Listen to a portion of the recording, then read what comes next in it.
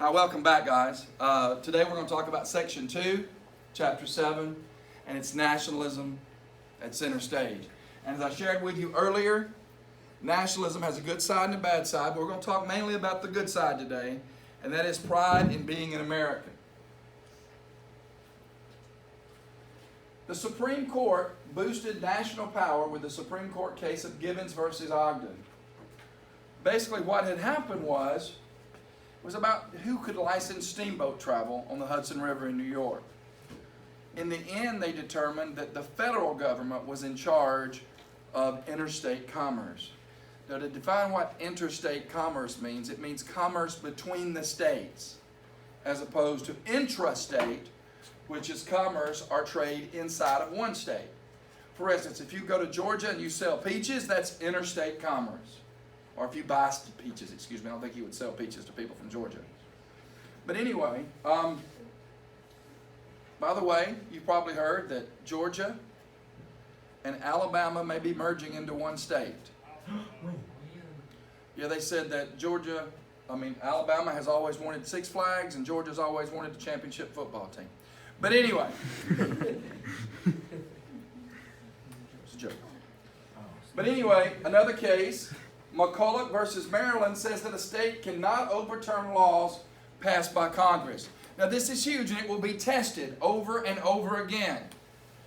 But it sets the tone for national power. And people began after the War of 1812 calling themselves Americans, not Georgians, not Alabamians, not Tennesseans, not Washingtonians, but Americans. The court would also limit state power. John Marshall's court blocked state interference in business and commerce.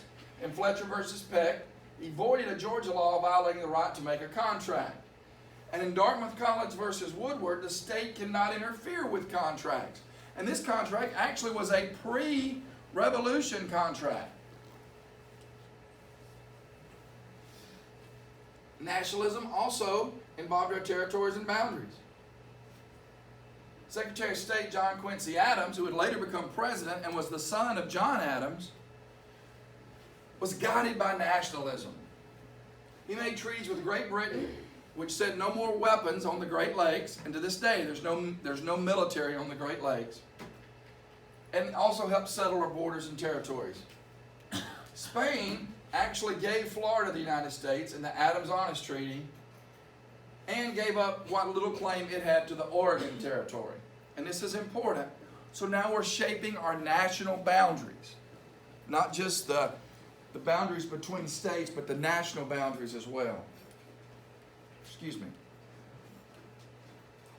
So by 1819, this is what the United States looked like. Mexico was still ruled by Spain, but the Oregon country, which was claimed by the U.S. and Great Britain, was no longer included in the Spanish claims. And of course, here's the United States. And Florida would be given to the United States by the Spanish in the Adams-Honest Treaty. Probably the most important thing you'll be tested on over this chapter. You know what? That actually is not accurate because there's a lot of important things in the chapter. But this is something you need to know and remember. The Monroe Doctrine. Okay? When Napoleon took over Europe, the Spanish colonies in South America, some of the French colonies and the Portuguese colonies, while Napoleon ruled Europe, they declared their independence. Well, we know what happened. Napoleon was defeated at the Battle of Waterloo. And the Spanish especially, and even the French, said, hey, we want to take our colonies back in South America and Latin America. South America is part of Latin America, but also Central America. They want their colonies back. Well, Great Britain was terrified of this. And now we're friends with the British during this time period. Great Britain said, we're trading with these new countries in Latin America. We don't want them to go back to the Spanish or the French or anybody else. So, the British convinced us, since we quote-unquote lived here, we were the neighbor, to pass a resolution. President Monroe called it the Monroe Doctrine. And in the Monroe Doctrine, President Monroe said, This hemisphere, the Western Hemisphere, is closed to any more European colonies.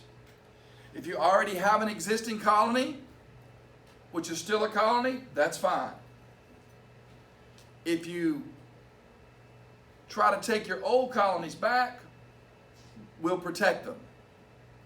So the U.S. guaranteed the independence of the Latin American countries that had become independent during and after the French Revolution. Now this is tricky. There were a lot of colonies, and this is one way we know the British were behind this. There were a lot of colonies still here. Bermuda, Bahama, British Guyana. What was unique about those colonies that were still here? And they were okay to stay. Most of them, not all of them, but most of them were British. Of course, the Spanish still had Mexico and Cuba. Well, Mexico actually became independent toward the end. But we basically told the Europeans, you cannot seize these colonies back. What's right about this? Somebody tell me what's right about it. There's some things that are right about this. We're protecting them, right? We're protecting people's right to be independent. What's wrong with this?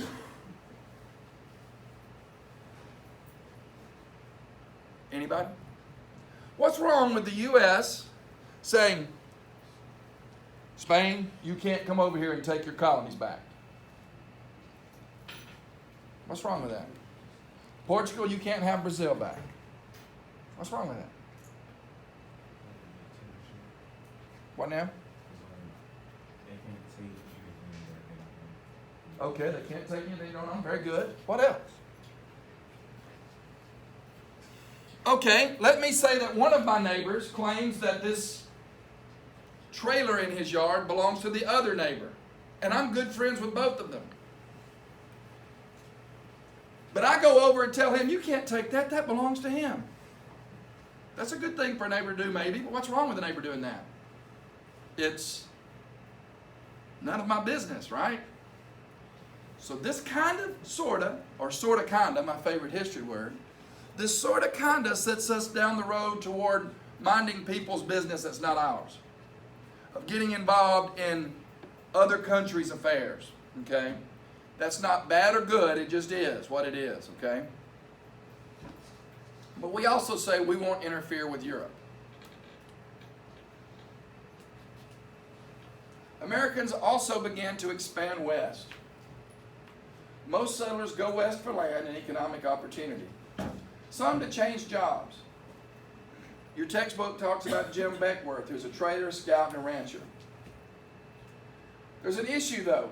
If we keep moving west, we're going to need new states. And as we need new states, will they be slave or free? And if it's going to be a slave state, that will upset the balance. And if it's going to be a free state, that will upset the balance. So, we decide to create the Missouri, or Henry Clay pushed forward and received the Missouri Compromise. We agreed to admit Maine into the Union as a free state, and Missouri could come in as a slave state.